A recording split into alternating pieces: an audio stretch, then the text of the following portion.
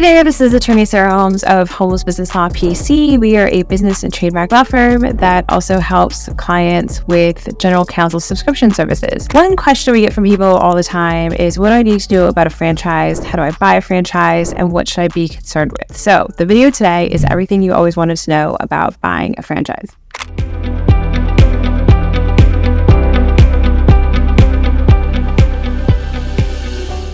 A franchise, when I explain it to clients, is typically, I call it rent a business a little bit. It's a business that comes to you already ready to go, meaning you don't have to figure out operations. You don't have to figure out trademarks. You don't have to figure out recipes if it's a restaurant. Everything you need to know how to run that business is already made for you. So for the type of person that maybe is thinking about business ownership for the first time, and they're worried about struggling through all these issues themselves and figuring out, okay, what's my IP? How do I protect it? Or what type of branding do I need? What type of customers should I target? If I'm opening a restaurant, like what am I going to sell? What types of food would people like? This is already all done for you in a franchise. And that's why people really like to buy franchises. Some couple of things though that you really need to know and be aware of when you buy a franchise. Number one, your franchise agreement is for a limited amount of time. Typically it's a 10-year term. There might be rights to renew or options to renew the franchise for another 10-year term. And then after that, whether you can get beyond the 20 years or not, that's really up to the franchise as to whether they're willing to grant that or not. Now, sometimes people run into issues during the term of the franchise where they either want to get out of it, they want to try to sell it. Some people want to extend it for longer. And unless those terms are in your contract, you really can't do a lot of those things. Most franchises would allow you to sell your location or to,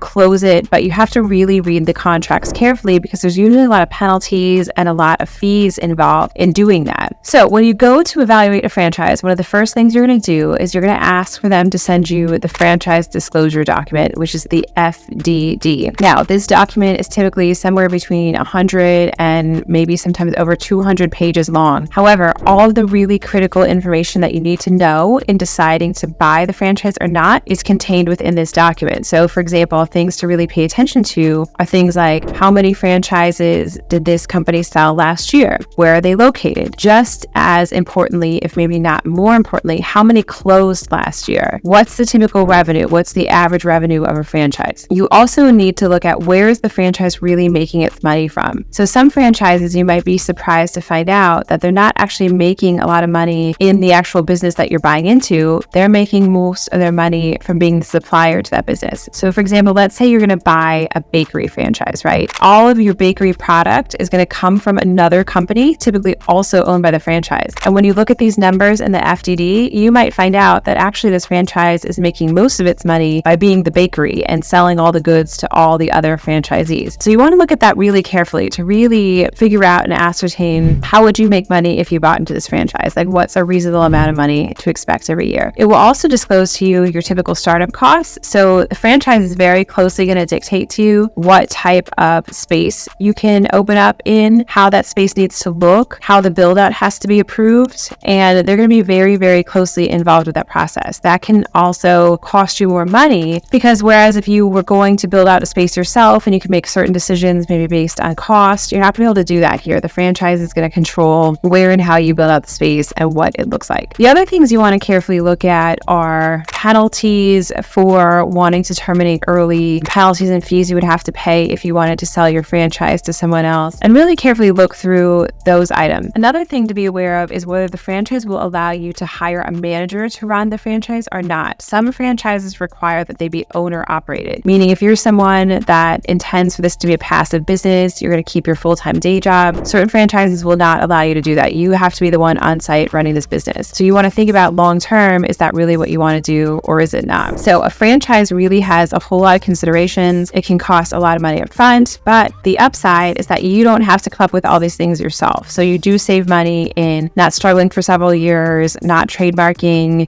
your name and logo, having a recognized brand, maybe having some built-in customer base already. So look carefully at what territory they're going to give you and then figure out from there, does this make financial sense for me or not? How much would it cost me to go open a similar business on my own that's independently run? Of course, if we have questions evaluating franchise purchase, feel free to reach out to our office. Our number is 215-482-0285. If you're also interested, we have a business protection checklist available that you can download from the link in our video below. Thanks.